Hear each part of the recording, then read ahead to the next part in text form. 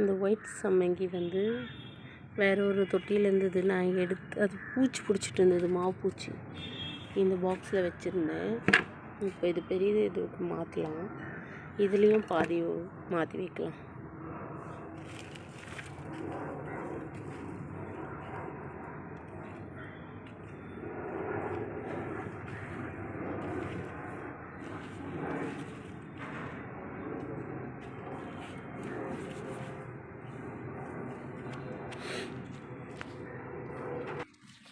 ஆக்சுவலாக இன்னமும் மாவுப்பூச்சி இருக்குது, தெரியுதுங்களா?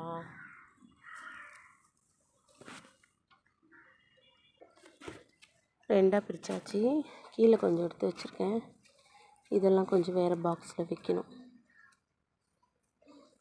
ஆக்சுவலாக ஃபஸ்ட் டைம் மாற்றும் போதே இது கொஞ்சம் எடுத்தேன். நான் அப்படியே கொஞ்சம் தூளாக தான் வந்தது. அப்படியே அதிலே வச்சுட்டேன். இப்போ பார்த்திங்கிட்டா கொஞ்சம் நல்ல நியூ க்ரோத் வந்துருந்தது. சரி, கனகாமரத்தை இதில் மாற்றி வச்சு இங்கே எடுத்துகிட்டு வந்து வச்சாச்சு.